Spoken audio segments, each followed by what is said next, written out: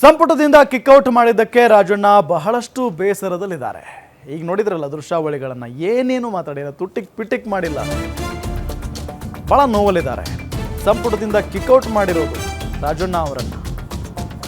ಸಚಿವ ಪರಮೇಶ್ವರ್ ಬಳಿ ಬೇಸರವನ್ನ ತೋಡ್ಕೊಂಡಿದ್ದಾರಂತೆ ರಾಜಣ್ಣ ಅವರು.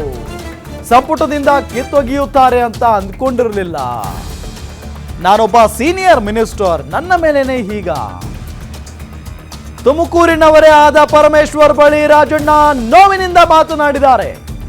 1.5 ಗಂಟೆಗೂ ಹೆಚ್ಚು ಕಾಲ ಚರ್ಚೆ ಮಾಡಿದ್ದಾರೆ ಪರಮೇಶ್ವರ್ ಅವರ ಜೊತೆಗೆ ರಾಜಣ್ಣ. ವಿಧಾನಸಭೆ ಬಳಿಯ ಸಚಿವರ ಕೊಠಡಿಯಲ್ಲಿ ಮಾತುಕತೆ ನಡೆಸಿದ್ದಾರೆ. ಸಂಪುಟದಿಂದ ಕಿಕ್ಔಟ್ ಮಾಡಿದ್ದಕ್ಕೆ ರಾಜಣ್ಣ ಬೇಸರದಲ್ಲಿದ್ದಾರೆ. ಪರಮೇಶ್ವರ್ ಅವರ ಬಳಿ ಬೇಸರವನ್ನ ತೋಡ್ಕೊಂಡಿದ್ದಾರೆ. ಸಂಪುಟದಿಂದ ಕಿತ್ತೊಗೆಯುತ್ತಾರೆ ಅಂತ ನಾನು ಅನ್ಕೊಂಡಿರಲಿಲ್ಲ, ಕಿತ್ತೊಗಿತಾರೆ. ನೋಡಿ ಹೆಂಗಿದೆ ಅದು. ನಾನೊಬ್ಬ ಸೀನಿಯರ್ ಮಿನಿಸ್ಟರ್, ನನ್ನ ಮೇಲೇನೆ ಹೀಗ.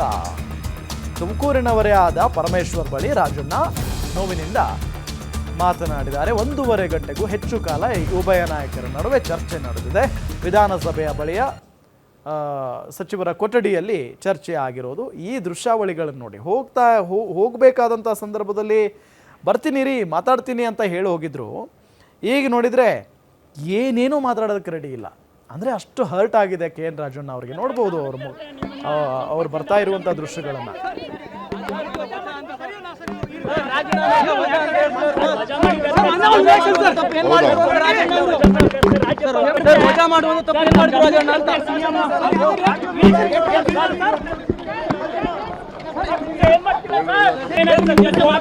ಸ್ವಯಂ ಇಚ್ಛೆಯಿಂದ ಕೊಟ್ಟಿದ್ದೀರಾ ಸರ್? ಸ್ವಯಂ ಇಚ್ಛೆಯಿಂದ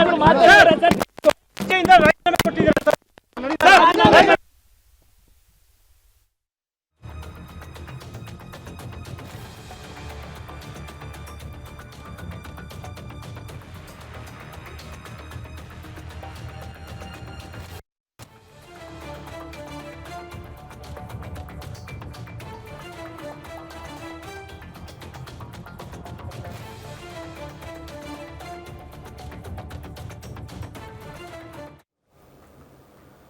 ಸಂಪುಟದಿಂದ ನನ್ನನ್ನು ಕಿತ್ತೊಗಿತಾರೆ ಅಂತ ಹೇಳಿ ನಾನು ಅನ್ಕೊಂಡೇ ಇರಲಿಲ್ಲ. ನಾನೊಬ್ಬ ಸೀನಿಯರ್ ಮಿನಿಸ್ಟರ್, ನನ್ನ ಮೇಲೇನೆ ಹೀಗ. ಇದು ಅವರು ಬೇಸರ ತೋಡ್ಕೊಂಡಿರೋದು. ಯಾರ ಜೊತೆಗೆ? ಡಾಕ್ಟರ್ ಜಿ ಪರಮೇಶ್ವರ್ ಅವ್ರ ಜೊತೆಗೆ. ಅವರು ಕೂಡ ತುಮಕೂರಿನವರೇ, ಇವರು ಕೂಡ ತುಮಕೂರಿನವರೇ.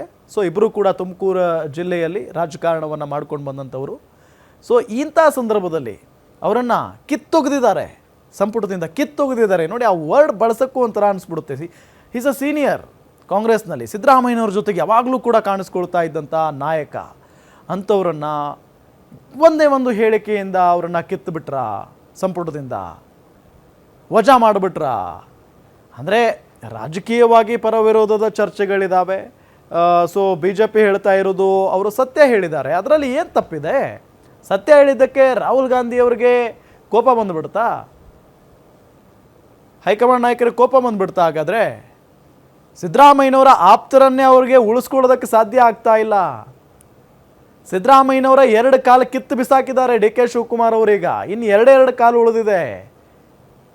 ಆರ್ ಅಶೋಕ್ ಅವ್ರು ಮಾತನಾಡ್ತಾ ಇರೋದು ಇದನ್ನು. ಇನ್ನು 2 ಕಾಲು ಮಾತ್ರ ಉಳಿದಿದ್ದಾವೆ.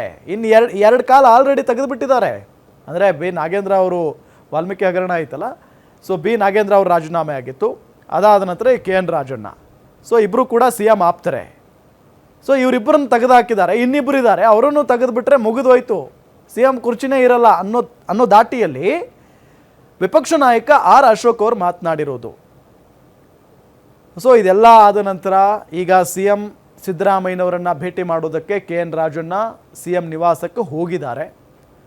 ಅಲ್ಲಿ ಏನು ಮಾತುಕತೆ ಆಗುತ್ತೆ? ಸಹಜವಾಗಿ ಈಗ ರಾಜಣ್ಣ ಅವರ ಬೆಂಬಲಿಗರು ಹೇಳ್ತಾ ಇರೋದು, ರಾಜಣ್ಣ ಅವರನ್ನು ವಜಾ ಮಾಡಿರೋದನ್ನು ನಾವು ಯಾವುದೇ ಕಾರಣಕ್ಕೂ ಒಪ್ಕೊಳ್ಳೋದಿಲ್ಲ. ನಮಗೆ ಭಾಳ ನೋವಾಗ್ತಾ ಇದೆ. ನಾವು ಮುಂದಿನ ದಿನಗಳಲ್ಲಿ ಹೋರಾಟದ ಹಾದಿಯನ್ನು ಹಿಡಿಬೇಕಾಗುತ್ತೆ. ಕಾಂಗ್ರೆಸ್ ಮತ್ತೆ ಸಂಪುಟಕ್ಕೆ ರಾಜಣ್ಣ ಅವರನ್ನು ಸೇರಿಸಿಕೊಳ್ಳದೆ ಹೋದರೆ ಈ ರೀತಿಯಾಗೆಲ್ಲ ಅವರ ಬೆಂಬಲಿಗರು ದುಃಖದಿಂದ ಮಾತಾಡ್ತಾ ಇದ್ದಾರೆ. ಸಹಜ.